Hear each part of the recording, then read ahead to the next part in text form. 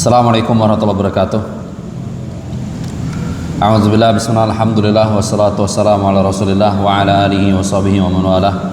Allahumma anfa'na bima 'allamtana wa 'allimna ma yanfa'una wa zidna 'ilma. Allahumma faqihna fid din wa 'allimna ta'wil. Allahumma inna nas'aluka 'ilman nafi'an wa na'udzubika min 'ilmin la yanfa'. Rabbi shrah li sadri wa yassir li amri wahlul 'uqdatam min lisani yafqahu qawli. Allahumma inna nas'aluka hikmatak wa ansur 'alaina rahmatak ya dzal ikram. Alhamdulillah jamaah sekalian, kita masih bisa bertemu kembali. Dan mestinya jamaah sekalian ya, kita ini sekarang sudah di bulan Sya'ban dan di depan kita ada musim kebaikan yang sangat banyak. Allah mengobrol pahala yaitu di bulan Ramadan, dan ketika Nabi SAW memasuki bulan Ramadan, maka beliau memberikan kabar gembira kepada para sahabat dan beliau mengatakan, "Atakum Ramadan syahrun mubarak." Telah datang kepada kalian bulan Ramadan dan bulan yang penuh berkah. Berkah dalam segala aspek jamaah sekalian ya. Berkah dari sisi beribadah.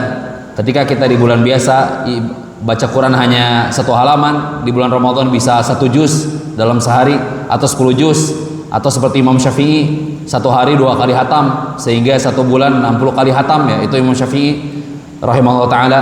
Jadi dikasih keberkahan Allah SWT.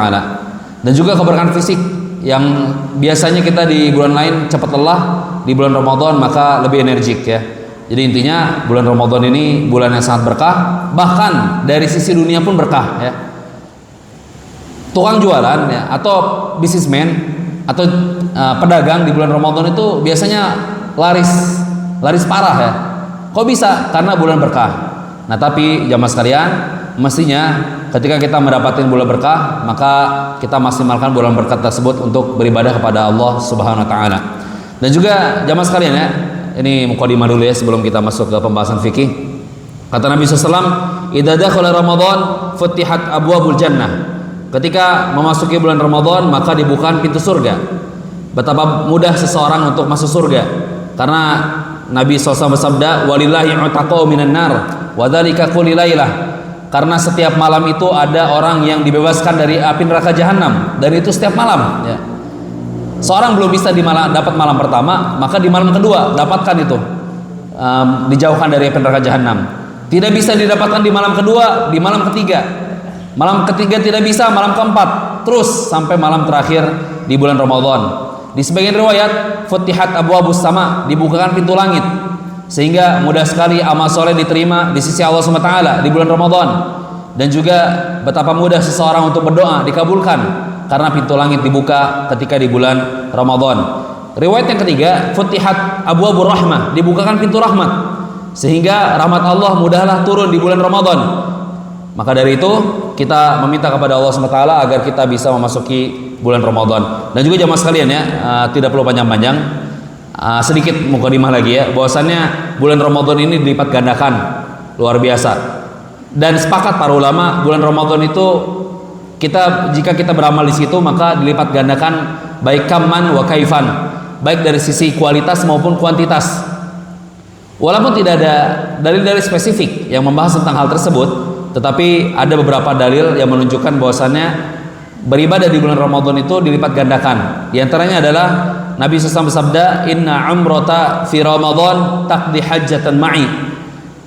Bahwasannya umroh di bulan Ramadan itu seperti haji bersama diriku.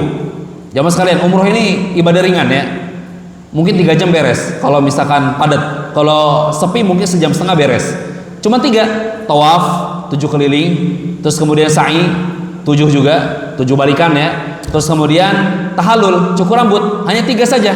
Adapun haji 8, tanggal 8 mabit di Mina. Tanggal 9 wukuf di Arafah. Malamnya mabit di Muzdalifah. Tanggal 10 ada 4 rukun haji. Yang pertama ada 4 ibadah yang dilaksanakan oleh jemaah haji. Pertama, lempar jamarat di Mina, Jamrah Aqabah. Yang kedua, menyembelih hadyu, hewan sembelihan. Yang ketiga, tahallul, cukur rambut. Yang keempat, tawaf ifadah, sa'i haji. Terus setelah itu tanggal 11, 12, 13 lempar jumrah, Aqabah, wusta dan juga sugra, mabit di Mina. Terus setelah itu tawaf wada. Jadi haji itu banyak sekali ibadah yang dilaksanakan. Tapi karena di bulan Ramadan itu sangat dilipat gandakan pahalanya, maka haji yang sebegitu detail, sebegitu banyak ibadahnya bisa dikalahkan oleh umroh di bulan Ramadan, bahkan haji bersama Nabi SAW ya. Dan juga contoh yang lain ya. Allah berfirman, Lailatul Qadri khairum min alfi syahr. Malam Lailatul Qadar itu lebih baik dibandingkan 1000 bulan. Lebih baik ya.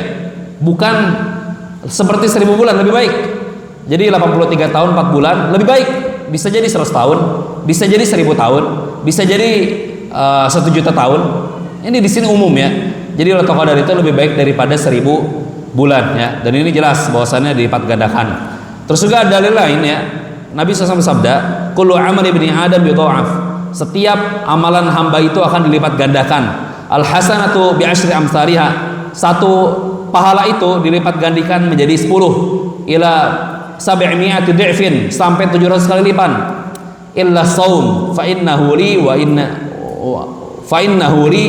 ana ajzi bihi. Kecuali saum, dan saum itu untukku dan akulah yang akan membalas pahala dari saum tersebut. Jamaah sekalian, ini banyak sekali tafsiran para ahli hadis ya tentang hadis ini. Di antara tafsiran adalah saum itu dia lebih besar pahalanya dibandingkan 700 kali lipat, lebih besar digandakannya. Kenapa? Karena saum itu ada kesabaran di situ. Allah berfirman, innama yuwaffas sabiruna ajrahum bighairi hisab. Sesungguhnya Allah membalas orang yang sabar itu dengan pahala tak terbatas ya. Dan juga orang yang saum itu melaksanakan 3 kesabaran sekaligus. Pertama, kesabaran dalam menjalankan ketaatan. Karena orang nggak ada yang tahu ya. Ada orang puasa tapi dia minum misalkan di rumahnya, kan nggak ada yang tahu. Sehingga sabar dalam menjalankan ketaatan. Yang kedua, sabar menjauhi maksiat ya. Karena kalau seandainya seseorang saum ya, wayafsuk ya, atau ya itulah itu ya. Barang siapa yang saum tapi dia tidak meninggalkan dusta ya, maka Allah tidak menerima ibadahnya sama sekali ya. Allah tidak butuh dengan menahan makan dan minumnya ya, dan seterusnya. Dan juga yang ketiga, saum itu kesabaran dalam menghadapi kesulitan ya, atau musibah, lapar. Apalagi dulu ya, saya pernah di Timur Tengah ya. Kalau musim panas itu 45 derajat dan malamnya panjang, isya jam 8:30 malam ya, luar biasa itu. Jadi kalau siang yang ngapain? Pada subuh habis ngaji, habis syuruk ya, bismika Allahumma amut wa ahya. Gak kuat soalnya, panas luar biasa 45 derajat ya. Terus malamnya panjang, siangnya panjang karena musim panas ya. Jadi itu luar biasa. Jadi sekali lagi, kenapa pahala saum itu sangat besar pahalanya? Karena menjalankan 3 kesabaran secara sekaligus ya. Terakhir ya, ada seorang ulama dan beliau adalah gurunya Imam Abu Hanifah, bernama Ibrahim An-Nakhai. Beliau mengatakan, saumu yaumin min Ramadan afdal min alfi yaumin. Satu hari saum di bulan Ramadan maka lebih baik daripada 1000 saum di hari yang lain ya. Ini jamaah sekalian, ini bukan hadis ya, ini bukan ayat, tapi ini perkataan ulama. Jadi jangan sampai salah arti ya. Jadi saum di bulan Ramadan itu lebih baik dibandingkan 1000 saum di hari yang lain. Wa tasbihatun fi Ramadan afdal min alfi tasbihah. Satu tasbih subhanallah di bulan Ramadan maka lebih baik daripada 1000 tasbih di bulan yang lain. Ajib ya. Wa rak'atun min Ramadan afdal min alfi rak'atin. 1 rakaat di bulan Ramadan lebih baik daripada 1000 rakaat di bulan yang lain. Oke jamaah sekalian, ini sekali lagi Anda sampaikan, ini bukan Al-Quran, ini bukan hadis, tapi ini adalah seorang tabi'in, gurunya Imam Abu Hanifah. Jadi kalau ngomong yang gak sembarangan ya. Tapi sebenarnya nggak salah jamaah sekalian ya. Ada kisah yang ana ringkas saja ya. Jadi ada dua saudaraan ini. Dia masuk Islam berbarengan kepada Nabi SAW dari kabilah Bari di dekat Wadil Qura, di dekat kota Madinah ya. Nah singkat cerita, ini yang satu ini saudaranya ini dia semangat beribadah. Dia semangat beribadah, lebih getol ibadahnya. Singkat cerita dia berjihad dan mati syahid. Adapun yang satunya lagi dia biasa saja dalam beribadah. Gak sesemangat yang saudaranya ini yang udah meninggal duluan, tapi Allah kasih bonus usia setahun ya. Singkat cerita, ada seorang sahabat yang bermimpi, ternyata yang ini derajatnya jauh lebih tinggi dibandingkan yang mati syahid tadi. Terus tanya kepada Nabi SAW, kok bisa? Karena secara logika yang derajatnya lebih tinggi adalah yang ini dong, yang semangat beribadah dan dia mati syahid ya. Terus apa kata Nabi SAW? Min aidzalika ta'jabun. Engkau heran karena kenapa? Hal adraka Ramadan ya. Bukankah dia telah mendapati Ramadan fasoma, terus kemudian dia saum ya, dan seterusnya. Shalla kadza wa kadza min sajdah. Dan dia sholat sekian sujud dalam setahun ya. Fama aba'adu baina samai wal ard ya. Intinya surganya itu lebih jauh dibandingkan langit dan bumi ya. Karena kenapa? Karena memasuki bulan Ramadan.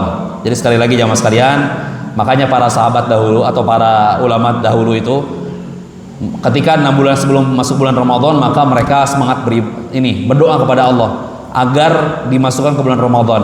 Karena jelas satu hari di bulan Ramadan itu menentukan posisi kita di surga kelak ya. Jadi jangan sampai disia-siakan. Makanya setelah bulan Ramadan beres, mereka langsung berdoa 6 bulan. Supaya apa? Supaya ibadah di Ramadannya diterima ya. Nah makanya ada seorang ulama ya bernama Amr bin Qais. Idza dakhala syahra Sya'ban aghlaqa hanutahu. Ketika memasuki bulan Sya'ban maka dia tutup tokonya. Ajib ya. Ditutup tokonya untuk ngapain? Untuk ngapain ini? Wa tafarraga li qiraatil Qur'an. Untuk apa? Untuk fokus baca Quran. Wah, luar biasa. Jadi bisnisnya dia stop di bulan Sya'ban, bukan di bulan Ramadan. Untuk apa? Untuk stretching, untuk pemanasan, untuk mempersiapkan bulan Ramadan supaya bisa optimal ya. Makanya tadi udah Anda sampaikan ya. Al-Imam Syafi'i rahimahullah taala, beliau ketika di bulan Ramadan bisa menghatamkan 60 kali hataman. Kok bisa seperti itu ya? Jelas karena persiapan Imam Syafi'i. Dan mestinya Imam Syafi'i menghatamkan 60 kali hataman itu beliau paham dan beserta tafsir-tafsirnya ya. Jelas seperti itu ya. Jadi satu hari itu 2 kali hatam, itu Imam Syafi'i. Kok bisa seperti itu? Karena beliau persiapkan diri dari sebelum Ramadan, sehingga di bulan Ramadan sudah ready, sudah siap gadang, sudah siap tempur ya, lomba lari, karena sudah stretching dari sebelum bulan-bulan yang sebelumnya ya. Itu jamaah sekalian ya. Jadi sekali lagi, walaupun sekarang kita masih bulan Sya'ban, tapi ini kita persiapkan ya. Kita persiapkan diri agar kita fokus di bulan Ramadan, karena start itu menentukan finish ya. Valentino Rossi dulu pernah tuh pas kualifikasi jatuh qadarullah ya. Akhirnya apa? Akhirnya dia start paling belakang. Juara enggak? Tidak sama sekali ya. Juara 7 kalau masalah. Itu dulu Anda nonton ya. Jadi ternyata betul ya. Start itu menentukan finish. Kalau misalkan kita di Sya'ban startnya nggak bagus, ya udah. Nanti di Ramadan nggak bakal optimal ya. Apalagi di Sya'ban masih banyak dosa. Wah, repot ya. Alam nashrah laka sadrak wa wada'na 'anka wizrak alladhi anqadha dhahrak. Bukankah telah kami lapangkan wahai Muhammad dadamu? Kok bisa dilapangkan? Wa wada'na 'anka wizrak. Kok bisa lapang? Karena dosanya akan kami hapuskan ya. Alladzi anqadha dhahrak. Ternyata dosa itu yang membebani punggungmu. Jawab sekalian ya. Jadi ternyata di antara penyebab kita sulit untuk beribadah, sulit baca Quran, sulit ke masjid, sulit saum sunnah, sulit bertasbih, sulit ingat Allah adalah karena dosa-dosa kita. Karena dosa itu membebani seseorang. Alladzi anqadha dhahrak. Yaitu dosa itu adalah yang memberatkan punggungmu. Dan kita jujur ya mas kalian ya dengan diri kita sendiri. Kalau kita sedang bermaksiat, al-iman yazid wa yanqus, iman itu naik turun ya. Kita sedang lalai, kira-kira semangat nggak kita baca Quran? Pasti malas ya. Jangankan baca Quran, ke masjid aja malas. Pengennya masbuk melulu ya misalkan ya. Itu kenapa? Karena kita lalai, karena kita terlalu cinta dengan dunia ya, seperti itu ya. Jadi sekali lagi, ana ingatkan diri ana pribadi, sebentar lagi kita masuk bulan Ramadan, sudah 15 hari lagi. Padahal dulu para salaf 6 bulan sebelumnya sudah dipersiapkan. Kita masih ada waktu 15 hari untuk muhasabah diri, untuk bertobat kepada Allah SWT, dan juga untuk memperbanyak membaca Al-Quran. Oke, sekarang kita masuk ke pembahasan fikih ya, dan ini ana rasa sangat penting. Tapi gini ya mas kalian ya, karena waktu tidak cukup dan supaya pembahasannya tidak terlalu diburu-buru, maka insya Allah pembahasan fikih ini akan dibagi menjadi 2 sesi.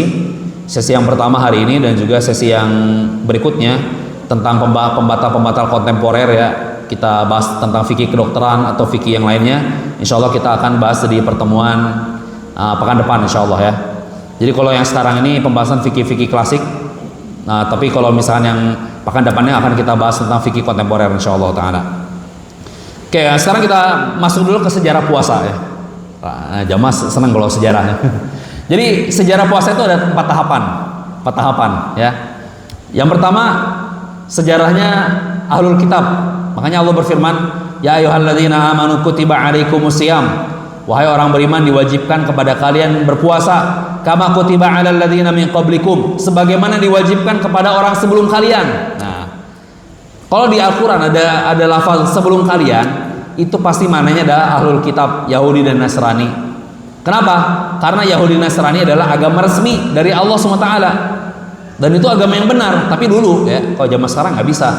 Kalau sekarang ya Yahudi dan Nasrani harus masuk Islam, karena ada kan di dalam hadis Rasulullah SAW ya, la yasma'u bi ahadun Yahudiyun wala Nasraniyun, tidaklah seorang mendengarkan tentang kabarku, baik dia orang Yahudi maupun Nasrani, terus kemudian dia mati, dia belum beriman dengan apa yang aku bawa, fakana min ashabin nar, maka dia termasuk penghuni neraka jahanam ya. Jadi kalau Yahudi Nasrani sekarang harus masuk Islam. Tapi kalau zaman dulu Yahudi Nasrani yang Allah utus, maka itu adalah agama resmi yang Allah bawa.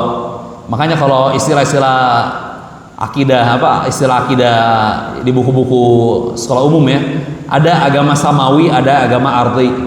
Agama samawi maksudnya apa? Agama dari sama, dari langit, dari Allah SWT langsung. Yahudi Nasrani agama yang resmi memang Allah syariatkan. Ada juga agama ardi, buatan manusia, buatan bumi ya, nyembah sapi kayak nyembah orang gila, muskilah nyembah pohon ya, itu agama yang tidak pernah Allah ajarkan, tidak pernah Allah syariatkan. Oke. Nah, jadi sekali lagi, Yahudi dan Nasrani, mereka itu dulu berpuasa. Tapi puasanya itu mereka tidak sahur ya. Berbuka udah puasa lagi sampai besoknya. Makanya kan Nabi SAW bersabda, "Tasahharu fa inna fis sahuri barakah." Sahurlah karena dalam makanan sahur itu terdapat keberkahan. Terus juga di hadis yang lain ya, tasahharu, bersahurlah karena sahur itu menyelisihi orang ahlul kitab.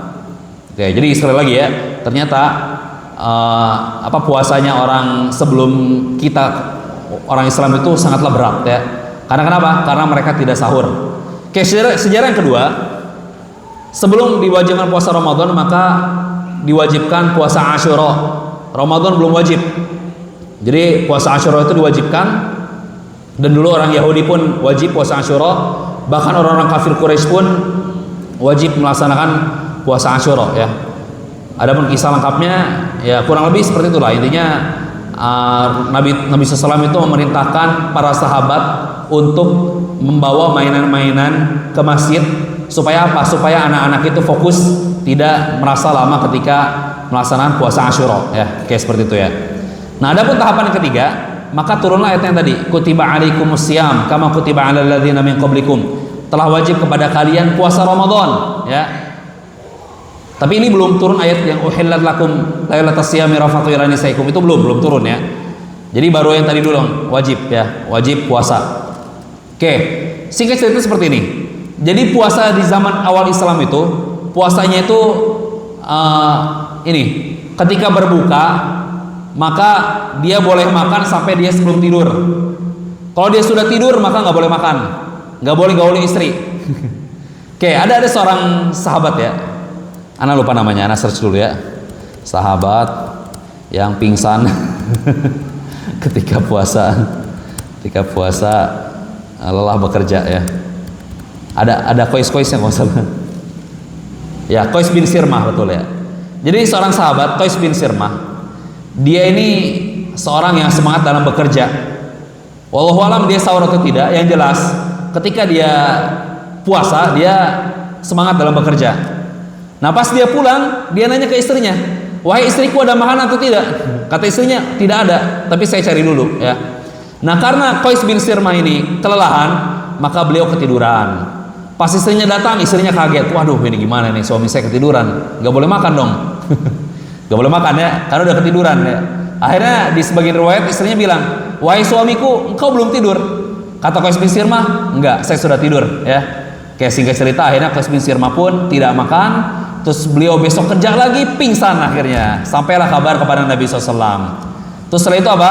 Setelah itu Allah turunkan ayat, "Uhillat lakum lailatas siyami rafathu ila nisaikum hunna libasun lakum wa antum libasun lahun alimallahu annakum kuntum takhtanuna anfusakum fataba alaikum wa afa ankum fal'ana bashiruhunna wabtagu ma kataballahu lakum." Nah, gitu ya.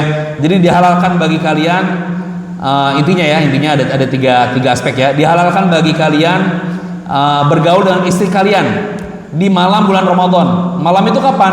dari maghrib sampai subuh. Jadi bebas ya. Kalau dulu nggak bebas. Kalau sudah tidur maka tidak boleh menggauli istri lagi ya. Makanya di ayat yang sama, wa kulu washrabu hatta yatabayyana lakumul khaytul abyadu minal khaytil aswadi minal fajr. Makanlah dan minumlah sepuasnya sampai kapan? Sampai muncul benang putih dari benang hitam. Maksudnya apa? Fajar shadiq, yaitu waktu subuh ya. Jelas ya?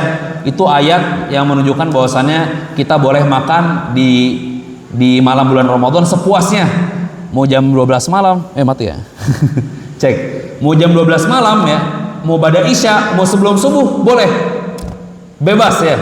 Itu ayatnya. Wa kulu washrabu hatta yatabayyana lakumul khaytul abyadu minal khaytil aswadi minal fajr. Tsumma atimmus shiyama ilal lail ya. Kemudian lanjutkanlah puasa sampai malam ya. Seperti itu ya. Jadi jelas ya.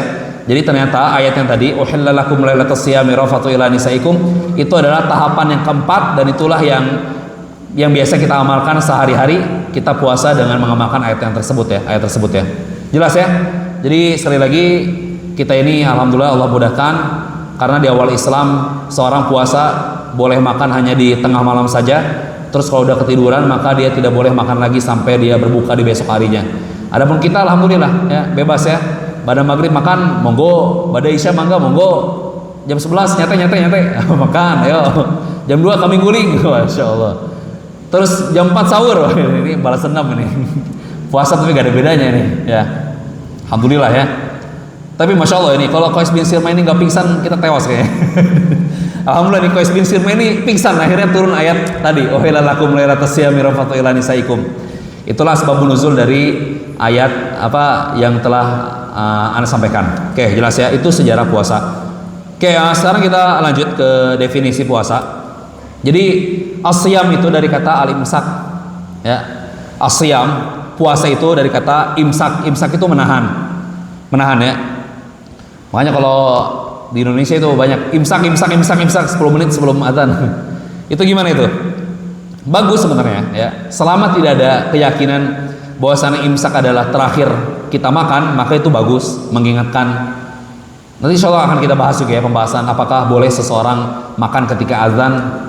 Ya pendapatnya intinya nggak boleh ya sebenarnya secara mutlak ya. Cuman masalahnya dalam ilmu astronomi masuk waktu subuh kita itu ada perbedaan pendapat. Insya Allah akan kita bahas ya di pertemuan kali ini.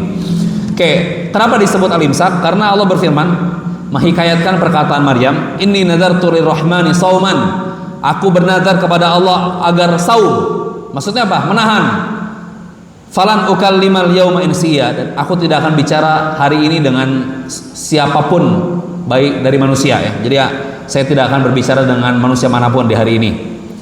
Oke, adapun secara istilah syar'i, maka imsaku jami'in nahari anil mufattirati min insanin makhsusin ma'niyah. Jadi menahan diri dari pembatal-pembatal puasa di siang hari. Di siang hari dari subuh sampai maghrib itu siang ya. Kok subuh disebut siang? Jelas. Subuh itu kan ada namanya fajar shadiq ya. Kan ada fajar kadhib, ada fajar shadiq. Fajar kadhib itu adalah cahaya yang vertikal ke atas. Adapun fajar shadiq dia horizontal, mengelilingi bumi. Apa sih dengan yang dimaksud fajar shadiq? Itu tuh cahaya matahari. Jadi cahayanya sudah nongol. Tapi mataharinya belum nongol. Ya nanti, nongolnya nanti pas sunrise, pas matahari terbit ya. Bahasa Inggrisnya sunrise ya. Kalau bahasa Arabnya syuruk ya. Kayak gitu ya. Jadi waktu subuh itu adalah fajar itu kan artinya cahaya ya. Fajar itu artinya cahaya dalam bahasa Arab ya. Jadi fajar shadiq itu adalah cahaya matahari yang sudah nongol, tapi mataharinya belum, OTW nongol. OTW berapa jam lagi? Sejam lagi gitu ya. Sejam setengah lagi baru nongol gitu mataharinya. Nah, kalau misalkan cahaya matahari nongol itu namanya fajar, waktu subuh. Dan itu udah masuk waktu siang ya, waktu pagi ya. Nah, kalau misalkan mataharinya sudah sempurna kelihatan, sudah kita lihat, maka itu namanya sunrise ya, matahari terbit ya, sekitar jam 6 pagi. Jelas saja mas kalian ya. Nah, jadi yang dimaksud dengan puasa adalah menahan dari pembatal-pembatal puasa di siang hari dari subuh sampai maghrib. Ma'niyah, bersama dengan niat. Kalau nggak niat ya nggak sah. Makanya orang gila nggak sah puasanya, karena orang gila tidak bisa berniat ya. Jelas ya. Dan begini jamaah sekalian ya, masalah niat ini anak bahas sedikit ya. Jadi kalau puasa sunnah itu tidak wajib niat di awal puasa. Dulu Nabi SAW sering ketika beliau pulang dari masjid dan beliau belum makan belum minum, ya mungkin beliau minum setelah bangun tidur mungkin ya, setelah azan tidak makan tidak minum karena beliau sudah stay di masjid dan beliau pulang. Wahai Aisyah, apakah ada makanan? Kata Aisyah, lah, gak ada makanan. Dan ini soim, kalau begitu aku puasa. Nah gitu ya. Jadi kalau puasa sunnah itu boleh berniat di tengah-tengah, walaupun argo pahalanya mengalir setelah diniatkan. Jadi boleh parsial niatnya ya. Nah, adapun saum Ramadan maka wajib dari awal puasa. Man lam yubayyitis siyam fala siyama lahu, atau kama qala Nabi sallallahu. Barang siapa yang tidak meniatkan puasa di malam harinya, maka dia tidak ada pahala puasa baginya. Puasanya batal ya. Dan maksudnya gini, yang penting niat itu ya 5 menit sebelum azan subuh gitu, atau 1 menit sebelum azan subuh niat puasa nggak masalah gitu ya. Jelas ya, nggak harus malam pada isya misalkan. Dan niat pun tidak perlu dilafalkan juga. Niat itu kan amalan hati. Misal ada orang dia beli nasi goreng jam 12 malam ya. Terus dia bablas jam 6 baru bangun. Dia puasanya sah gak? Sah. Karena dia di malam sudah berniat ya. Buat apa dia beli nasi goreng kalau niatnya subuh ya? Apa kalau dia niatnya bukan sahur kan? Masa nasi goreng makan jam 7 ya? Gak mungkin ya. Jadi dengan dia beli nasi goreng ya, walaupun dia nggak bilang, nggak mengucapkan atau nggak ada menegaskan dalam hati, berarti itu menunjukkan bahwasannya dia sudah berniat dan dia puasanya sah ya. Contoh yang nggak satu gini, contoh nih, kan diantara tidak wajib puasa adalah ketika seorang safar. Misalkan gini, aduh saya nggak enak badan nih, besok mau safar juga sih ke Mekah misalkan, mau umroh ya, aduh puasa nggak ya saya ya? Puasa nggak ya, tiduran aja. Bangun pas azan. Nah ini udah, dia nggak bisa puasa hari itu, nggak bisa, karena dia belum menegaskan, belum memastikan niat puasa atau tidak ya. Jelas ya? Oke, itu tentang niat sedikit ya. Oke, sekarang kita masuk klasifikasi puasa. Puasa itu ada 2. Yang pertama puasa wajib dan juga puasa sunnah. Puasa wajib jelasnya seperti puasa Ramadan, bahkan rukun Islam ya kalau puasa Ramadan ya. Puasa nazar misalkan, saya bernazar puasa 3 hari, ya wajib berarti, jadi wajib kan, hutang kan ya. Atau puasa kafarat sumpah misalkan, demi Allah, ini ada orang ngamuk ya, demi Allah saya tidak akan melihat wajah si fulan lagi. Nah terus gimana ini? Ini kan sumpah maksiat nih. Kata Nabi SAW, man nazara li ma'siyatillah falyasih. Barang siapa yang bernazar untuk memaksiati Allah, maka maksiatilah nazar tersebut, langgarlah. Enggak berdosa langgar sumpah itu kalau misalkan dia memang nazarnya maksiat, sumpahnya maksiat, justru dapat pahala. Tapi tetap kafarnya tetap bayar ya. Kafarah sumpah itu apa aja? Yang pertama tahrir raqabah, memerdekakan budak. Zaman sekarang tidak ada budak ya. Kalau tidak bisa memerdekakan budak, maka it'amu asyarati masakin min ausat. Kalau bisa tidak bisa, maka memberikan 10 makanan kepada fakir miskin. Min ausat, makanan yang biasa kalian makan. Jadi makanan sedang ya, bukan makanan nasi pakai garam, bukan. Atau wakiswatuhum, atau memberikan 10 pakaian kepada fakir miskin. Nah, fa'ilam yajid, kalau nggak bisa baru fasiyamu salasati ayyam. Kalau nggak bisa baru saum 3 hari ya. Dan saum 3 hari ini adalah saum yang wajib. Itu diantara contoh puasa wajib ya. Oke, sekarang puasa sunnah ada apa aja ya? Ada Senin Kamis ya, ada puasa Syawal, puasa Arafah ya. Dan intinya jamaah sekalian, kita tidak membahas tentang puasa-puasa yang Anda sebutkan secara spesifik, tapi insya Allah pada kesempatan kali ini kita akan membahas tentang fikih puasa Ramadan ya. Oke, jelas ya. Oke, sekarang kita lanjut ke hukum puasa Ramadan. Hukum puasa Ramadan jelas wajib, sepakat ya, ijma. Dalilnya banyak sekali, tidak perlu Anda sebutkan. Dan bahkan dia rukun Islam. Rukun Islam ada 5. Ada syahadat, salat, zakat, puasa Ramadan maksudnya, dan haji ya.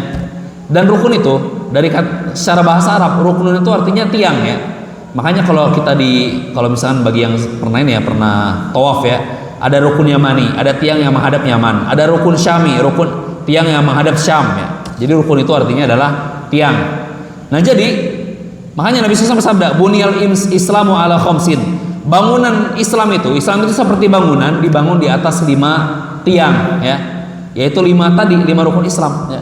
Bayangin kalau orang kalau bangunan besar misalkan tiangnya cuma 5, satu tiang roboh, nggak saum Ramadan, wah hancur itu bangunan ya. Jelas ya. Jadi ya muskilah ini. Kalau ada orang dia ngaku Islam tapi nggak puasa Ramadan, aduh Islamnya ini cacat sekali ya. Cacat sekali Islam ya, diragukan ya. Ya tapi kalau saum sih memang nggak ada pendapat ulama yang sampai mengkafirkan ya. Tapi kalau sholat ya, as-sholatu imaduddin, sholat itu adalah tiang agama, tiang seluruh tiang. Jadi Islam itu adalah bangunan dan sholat itu adalah tiang seluruhnya. Maka bangunan tiangnya hancur, maka bangunannya hancur semua, roboh semua. Makanya pendapat yang terkuat kalau ta'ala alam, orang yang ninggalin sholat sepenuhnya 5 waktu ya, dia termasuk orang yang keluar dari Islam ya. Itu pendapat yang terkuat ya. Banyak sekali hadis-hadis yang berkaitan dengan hal tersebut. Oke, jadi sekali lagi saum Ramadan ini adalah wajib ya, bahkan dia rukun Islam. Maka barang siapa yang dia agamanya Islam tapi tidak saum Ramadan, maka Islamnya sangatlah cacat, sangatlah rusak, dan khawatir dia bisa terjerumus kepada dosa besar yang bisa menyebabkan dia, mengantarkan dia kepada kekufuran ya. Oke, seperti itu. Oke, sekarang kita lanjut ke syarat dan rukun puasa ya. Nih, ana belum bahas panjang. Syarat ya. Syarat itu adalah suatu hal yang harus dipenuhi sebelum dilaksanakan. Contoh, syarat sholat berwudu. Di antara syarat sholat adalah berwudu. Ana nanya, wudu sholat atau bukan? Hah? Bukan ya. Nah, jadi syarat itu adalah sesuatu yang bukan dari ibadah tersebut tapi harus ada di sebelum ibadah tersebut dilaksanakan. Oke, pertama syarat wajib puasa. Insya Allah kita bahas 2 syarat ya. Ada syarat wajib, ada syarat sah. Kalau syarat wajib, kapan seseorang itu wajib melaksanakan puasa Ramadan? Kalau syarat sah, kapan seorang itu sah gitu? Contohnya tamiz. Tamiz itu dia belum wajib puasa Ramadan, tapi kalau dia puasa Ramadan maka dia dapat pahala sempurna, sah ya. Enak orang yang tamiz itu ya, orang yang usia 10 tahun misalkan belum balik ya. Enak, kenapa? Kalau beramal soleh dia dapat pahala, tapi kalau berdosa belum dicatat sebagai dosa. Enak ya kalau anak yang tamiz itu. Jadi sudah punya bekal duluan sebelum balik. Oke, nah sekarang kita bahas syarat wajib. Yang pertama Islam ya. Non muslim tidak wajib puasa. Tapi walaupun tidak wajib puasa, pendapat yang terkuat, ini pembahasan usul fikih ya, pembahasan usul fikih. Al-kufaru mukhatabuna bi syariatil Islam. Orang kafir itu diajak bicara atau diperintahkan oleh Allah SWT untuk menjalankan syariat Islam. Jadi gini, jamaah sekalian, simpelnya ya. Orang kafir meninggal di usia 50 tahun sama orang kafir meninggal di usia 70 tahun, kejahatannya sama ya. Maka yang 70 tahun ini jauh lebih dahsyat azab neraka jahanamnya. Kenapa? Karena dia sudah 70 tahun ninggalin puasa Ramadan dan juga dia sudah 70 tahun dia ninggalin sholat. Jelas? Jadi setiap hari, setiap detik atau setiap syariat Islam yang diperintahkan kepada kaum muslimin, maka orang kafir itu mendapatkan dosa meninggalkannya ya. Jelas ya? Dan itu jelas ayatnya. Allah berfirman dalam surat Al-Mudaththir, "Ma salakakum fi saqar?" Kenapa engkau masuk neraka Saqar? Qalu lam nakum minal musallin. Karena dulu kami tidak salat. Wa lam nakun nut'imul miskin. Kami tidak memberikan makan kepada fakir miskin, tidak memberikan zakat maksudnya ya. Wa kunna nakhudu ma'al khaidin. Dulu kita suka cela-cela ya. Dan seterusnya. Itu membuktikan bahwasannya orang kafir itu diperintahkan oleh Allah SWT untuk menjalankan syariat Islam. Jadi kalau misalkan dia makin tambah usia, makin gak masuk Islam, maka semakin besar azabnya bagi orang-orang kafir. Jelas ya? Jelas ya, itu pembahasan usul fikih ya. Pembahasan usul fikih, dan itulah pendapat yang terkuat. Jadi sekali lagi, walaupun orang kafir ini tidak wajib puasa, tapi dia tetap berdosa karena dia tidak puasa Ramadan. Rugi kan jadi orang kafir ya. Ya udah, makanya masuk Islam lah. Oke, terus ketika non muslim masuk Islam, maka ia wajib berpuasa, kecuali hari di mana dia masuk Islam. Oke, gini. Misalkan ada orang non muslim dia masuk Islam di 1 Ramadan pada zuhur, wajib nggak dia puasa di hari itu? Jawabannya tidak. Dia mulai wajib di hari kedua. Jelas?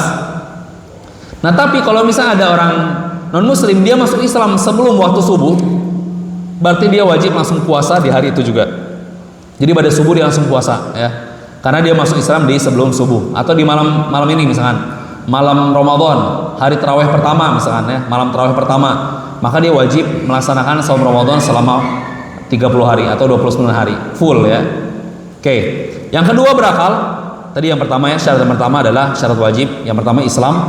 Orang Islam tidak wajib puasa, tapi ketika dia tidak puasa maka dia tetap dapat dosa meninggalkan puasa. Yang kedua berakal. Orang gila tidak wajib puasa, ya jelas ya. Gila kan nggak bisa berniat gitu. Nah cuma jamaah sekalian ya, gila ini ada yang gila beneran, ada juga gila parsial gitu ya. Gila parsial itu maksudnya gimana? Ya contoh nih, Januari sampai Juli dia sehat, Juli sampai Desember dia gila. Ini misal ya, ini contoh aja ya. Tapi itu kenyataan ada yang seperti itu ya.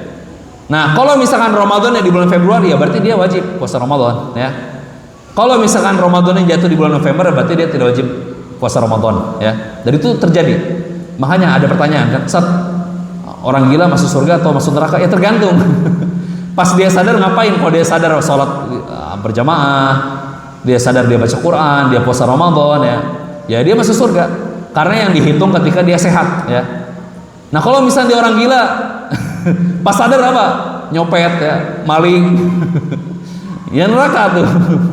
Gitu ya. Jadi sekali lagi, orang gila itu ada yang parsial, ada yang gila beneran ya. Tapi kebanyakan kayaknya parsial sih. Crazy rich ya. Gara-gara rich jadi crazy beneran. Gitu ya. Jadi orang gila itu tergantung kapan dia dicatat, ketika dia waras ya. Jadi ketika dia waras maka dia dicatat seperti orang manusia pada umumnya. Tapi ketika dia gila maka dia tidak dicatat sedikit pun ya. Oke, jelas ya. Jadi poin pertama Islam, poin kedua adalah berakal. Poin ketiga adalah baligh.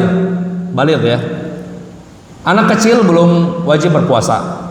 Tapi sekali lagi kalau dia sudah tamyiz, sudah usia 10 tahun, sudah ngerti misalkan, maka dia dapat pahala sempurna ya. Enak sekali orang yang tamyiz itu ya. Dosa belum dapat, pahala sempurna. Enak sekali ya. Terus tetap saja walaupun anak belum balik, tapi orang tua dianjurkan untuk melatih anaknya ya. Supaya apa? Supaya nanti sudah balik itu sudah pahala puasanya sudah sempurna gitu ya. Jadi dilatih lah setengah hari dulu misalkan ya, sampai zuhur puasa, kalau nggak mampu sampai asar ya. Setengah hari ya, puasa setengah hari. Oke. Terus ciri-ciri balik itu apa? Ini gak apa-apa ya, kita bahas sedikit. Yang pertama, ihtilam. Kalau kata bahasa Indonesianya mimpi basah, tapi ini sebenarnya terjemah yang kurang pas ya, mimpi basah itu. Lebih tepatnya adalah keluarnya air mani. Karena nggak semua orang mimpi basah ya. Ya mungkin jamaah pun yang laki-laki emang semuanya mimpi basah gitu pas balik, nggak mesti juga kan? Ya, nggak mesti gitu. Jadi yang lebih tepat adalah keluarnya air mani, dan ini juga kadang jarang juga. Yang kedua, tumbuhnya rambut di sekitar kemaluan ya. Jadi jangan aku belum balik kalau misalkan sudah tumbuh rambut. saya belum balik gitu ya. Udah kayak rumput ya. Nah, ini udah balik ya itu ya. Nah, atau sudah berusia 15 tahun Komariah ya, bukan Hijriah, 15 tahun Hijriah bukan Masehi. Misal ada ini kok nggak ya, rambut nggak ada ya di sekitar kemaluan. Laki-laki belum ngebas suaranya misalkan, terus juga belum meninggi secara signifikan ya. Atau perempuan belum haid. Tapi kalau sudah masuk 15 tahun maka dia sudah dianggap baligh. Terus apa? Ya udah, itu berarti masalah itu. Kalau perempuan 15 tahun belum haid berarti itu masalah itu. Berarti yang masalah bukan baliknya, tapi masalah adalah si perempuan tersebut punya penyakit. Kenapa dia belum haid? Harus diperiksa. Seperti itu ya, jelas ya. Jadi gak ada alasan.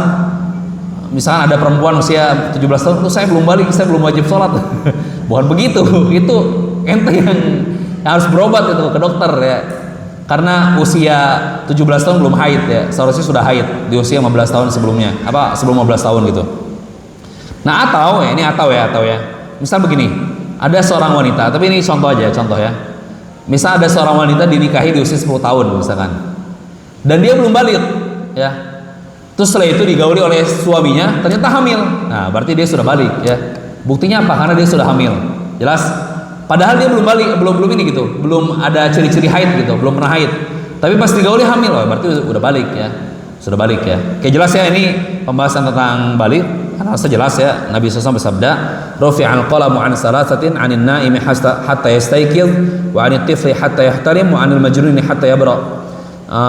Pena itu diangkat di 3 kondisi. Yang pertama tidur sampai dia bangun, terus bocil sampai dia dewasa, dan juga gila sampai dia sadar. Oke, itu nomor 3 ya. Nomor 4 adalah mampu. Nah, ini pembahasan yang lumayan jelimet sebenarnya. Jadi anak harap jamaah paham, apalagi ibu-ibu ini sensitif sekali ini masalah ini pembahasan yang keempat ini ya. Jadi saya ulangi lagi ya, syarat wajib yang pertama Islam, kedua berakal, ketiga balik, keempat mampu. Nah, mampu ini sekarang kita bahas yang tidak mampu ya. Tidak mampu itu terbagi menjadi beberapa hal. Yang pertama sakit ya. Sakit juga terbagi menjadi dua. Ada sakit yang memang sakit bisa sembuh. Ada juga sakit yang memang tidak bisa sembuh secara medis ya. Kayak Anda bilang secara medis ya. Tapi kalau bagi Allah ya tidak ada yang tidak mungkin gitu. Allah menyembuhkan sakit seseorang. Cuma yang jelas secara medis ya, secara rasional, secara ilmiah, ini orang susah sembuh ya. Contoh misalkan dia kena kanker stadium 4 ya. Ini jarang orang sembuh ya. Ya memang ada, cuman itu kehendak Allah aja sih. Atau misalkan dia kena apa? Tapi bukan kantong kering ya. Kantong kering stadium 4 bulan gak ada duit. Itu bisa sembuh insya Allah. kanker ya. Misalnya itu ya. Atau misalnya dia kena penyakit stroke, atau dia sudah sepuh ya. Tapi sepuh yang sudah sepuh memang nggak kuat gitu. Ada juga sepuh usia 70 tahun masih kuat puasa ada ya. Jadi memang dia sudah sepuh dan dia sudah tidak mampu puasa. Itulah sakit yang tidak bisa sembuh atau ya tidak bisa sembuh secara ilmiah ya. Nah itu beda hukumnya. Oh sudah ini ya, oke. Insyaallah 2 poin tentang syarat wajib puasa kita lanjutkan sekitar 10 menit setelah adzan. Setelah itu kita tanya jawab ya. Ada pembahasan berikutnya insyaallah kita lanjutkan pekan depan insyaallah. Tapi ada pembahasan yang belum kita bereskan, nanggung. Ya cek. Anak kembalikan ke forum ya. Mau dibahas ini tentang ini apa? Tentang qadha fidyah ini mau dibahas hari ini atau pertemuan depan? Hah? Gimana? Atau mau tanya jawab dulu aja?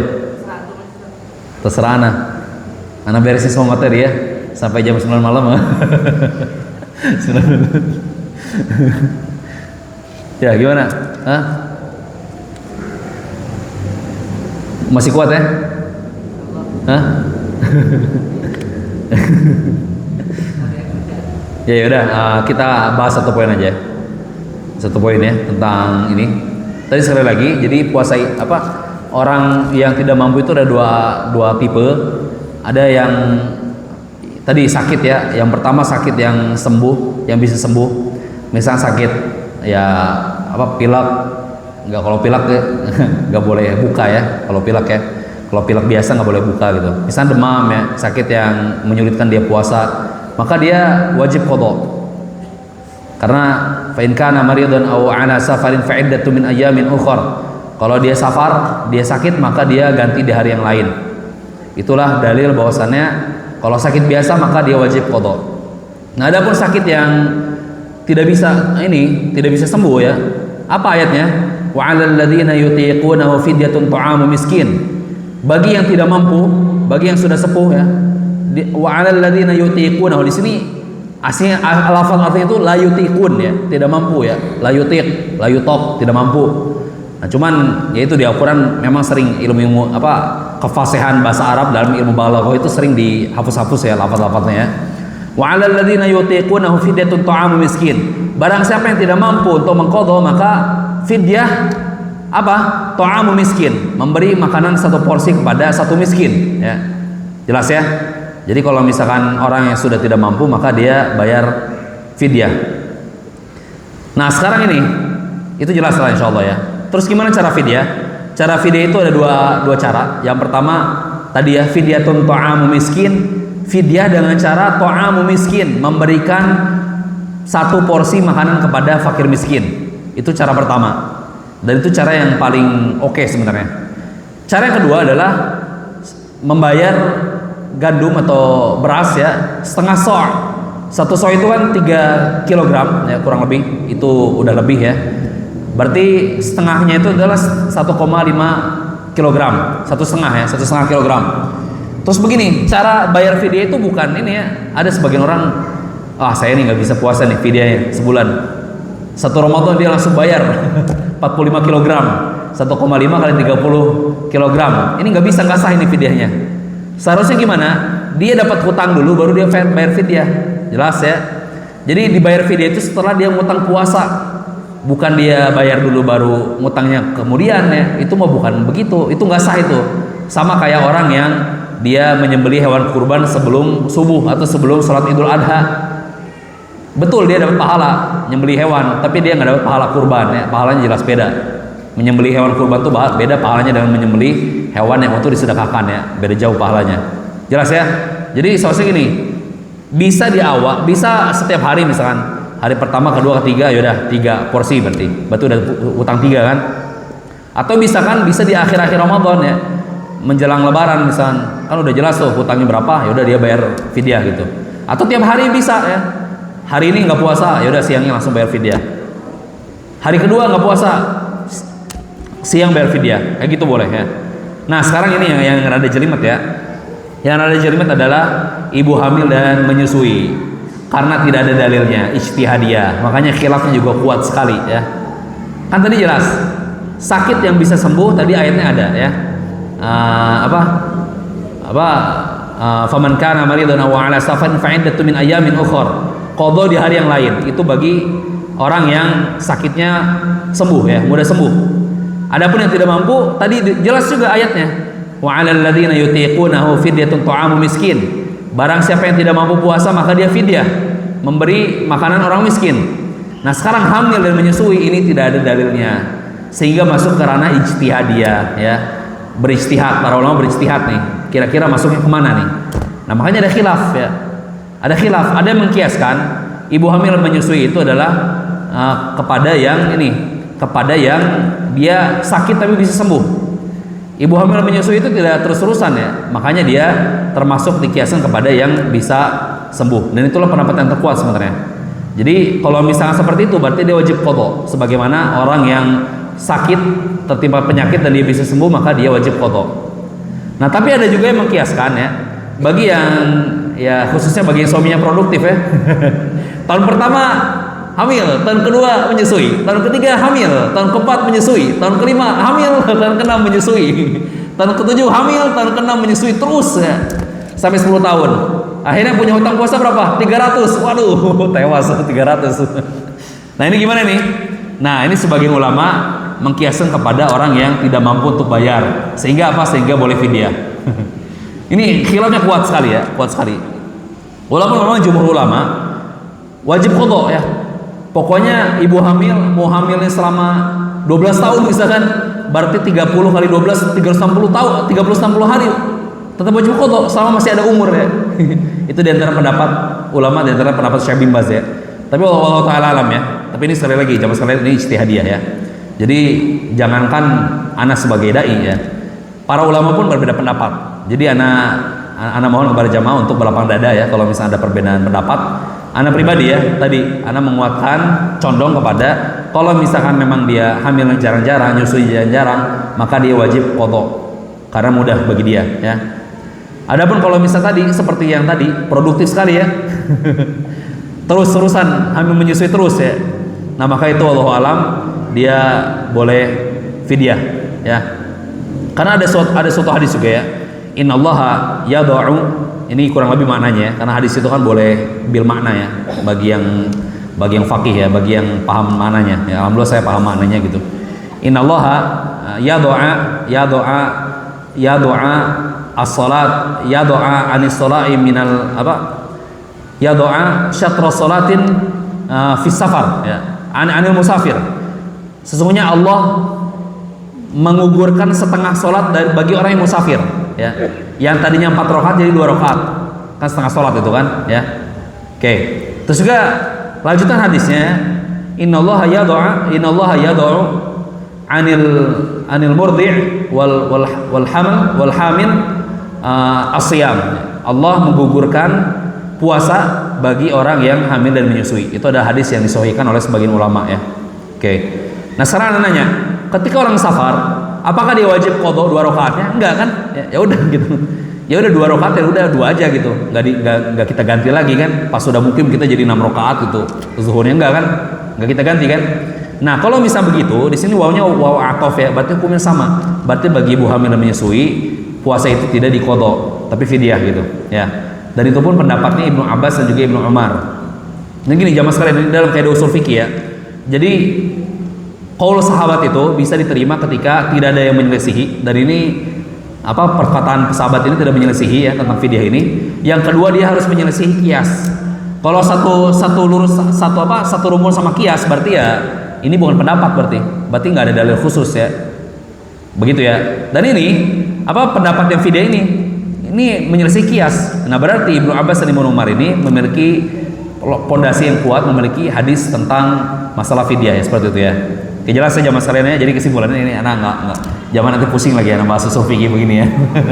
Jadi intinya begini. Intinya kalau misalkan ini pendapat yang anak condong ya, tapi sekali lagi bisa jadi ustadz-ustadz di luar beda-beda pendapatnya. Karena ini ijtihadiyah. Ijtihadiyah itu kalau misalkan kita benar dapat pahala 2, kalau salah kita dapat pahala 1. Contoh ijtihadiyah masalah pemilu ini contoh ya. Kenapa pemilu ijtihadiyah? Karena gak ada, Rasulullah nggak pernah bilang ya.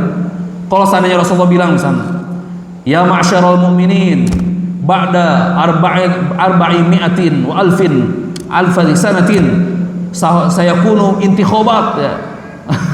Pilihlah misalkan, wahai kaum muslimin, 1400 tahun yang akan datang akan ada pemilu, wajib untuk memilih, kan beres, sudah clear ya. Gak usah ada perbedaan pendapat ya di kalangan para ulama. Tapi kan gak ada seperti itu ya, jelas ya. Atau misalnya haram, gak boleh memilih, jelas ya. Nah, tapi karena tidak ada hadis tentang itu, maka itulah tugasnya para ulama berijtihadiyah. Dan tugasnya kita sebagai tulabul ilm ijtihadiyah ya, kita husnuzon dan juga kita berlapang dada ya. Dan termasuk masalah hamil dan menyusui ini ijtihadiyah, dan ana cenderung kepada pendapat ulama yang mengatakan kalau misalkan dia mampu qadha, dia qadha ya.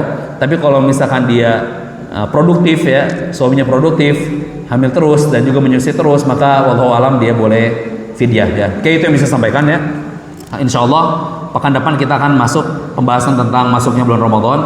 Jadi ini spill sedikit bahwasannya di Indonesia ini ada 3 pendapat kapan masuk sholat subuh. Ada yang mengatakan minus 20 derajat, ada yang mengatakan minus 15 derajat, ada yang mengatakan minus 18 derajat. Sehingga ada yang beda 2 menit, ada yang beda 8 menit, ada yang beda 20 menit. Ada yang mengatakan, wah sholat subuh kita ini nggak sah ini, kecepatannya. Nah itu bagaimana kesudahannya, bagaimana kelanjutannya, bagaimana pendapat yang terkuat. Stay tune, don't forget to attend next week ya. Jadi jangan lupa hadir di pertemuan pada depan insyaallah ya. Akan kita bahas secara spesifik agar kita tahu kapan kita boleh berhenti makan ketika kita sahur ya. Jelas ya jamaah sekalian ya. Oke, ana beri waktu, ada yang ingin ditanyakan silahkan ya. Tidak ada? Oh insyaallah, udah pintar-pintar semua. Oke.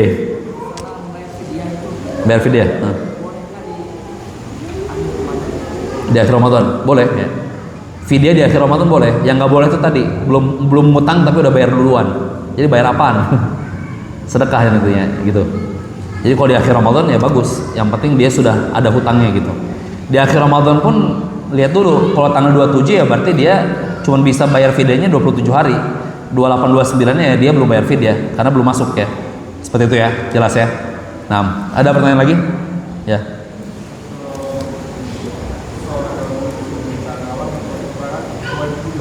Gimana?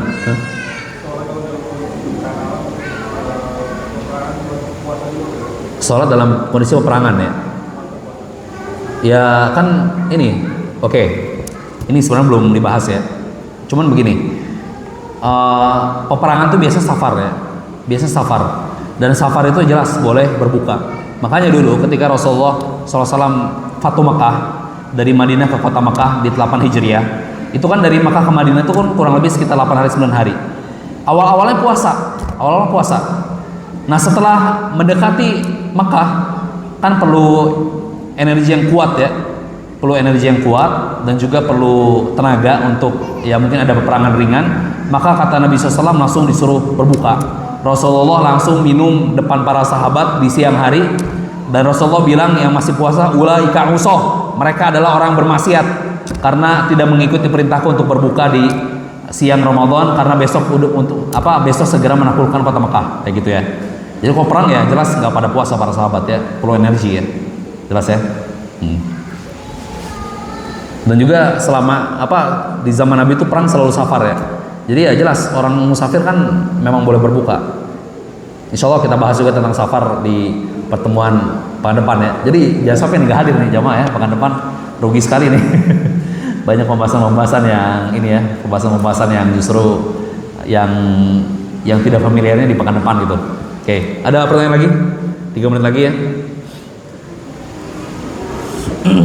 Ya.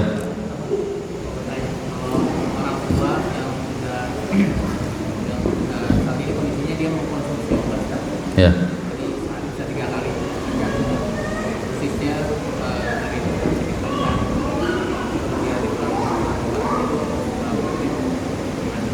Obat jantung sudah tua minum obat jantung ya. Obat jantung yang di bawah lidah bukan? Oh banyak ya. Ya udah rukhsah berarti ya. Mungkin dia termasuk fidyah gitu kalau memang nggak mampu ya. Tapi kalau misalnya obat jantung yang di bawah lidah itu nggak batal puasa ya. Nanti insya Allah kita bahas di pertemuan depan. Kita akan bahas tentang fikih-fikih kontemporer ya berkaitan dengan kedokteran dan juga dengan yang lainnya di pertemuan pekan depan insya Allah. Oke. Ada lagi? Cukup ya? Ya. Sudah pintar-pintar ya. Ya tadi sekali lagi insya Allah berarti pekan depan kita akan membahas tentang tadi kita menentukan hilal ya, menentukan hilal. Terus juga tadi ada perbedaan ahli astronomi di Indonesia bahkan di dunia. Makanya di Saudi itu kan iqomahnya 25 menit ya. Itu kenapa sih kok selama itu iqomahnya pas subuh? Supaya gak ada perdebatan antara para ahli astronomi ya. Terus juga insya Allah kita bahas juga tentang saum yang musafir di pertemuan depan. Dan mestinya yang paling penting adalah kita akan membahas tentang pembatal-pembatal puasa beserta pembatal-pembatal puasa kontemporer. Insya Allah di pekan depan karena pekan sekarang tidak cukup waktunya ya. Oke, mungkin itu yang bisa sampaikan. Cukup ya, tidak ada pertanyaan lagi. Jadi jangan lupa, insya Allah pekan depan kita masih ada pembahasan tentang fikih Ramadan. Insya Allah tentang fikih Qiyamul Lail juga kita bahas di pekan depan juga. Mudah-mudahan Allah mudahkan kita untuk bisa diberikan taufik oleh Allah SWT untuk melaksanakan saum Ramadan dengan maksimal dan juga kita mensucikan diri di bulan Syaban agar kita jauh dari dosa. Itu yang bisa sampaikan ya. Subhanallahumma bihamdika asyhadu an la ilaha illa anta wa astaghfiruka wa atubu ilaik. Wa sallallahu ala nabiyyina Muhammad wa ala alihi wa sahbihi wasallam. Assalamualaikum warahmatullahi wabarakatuh.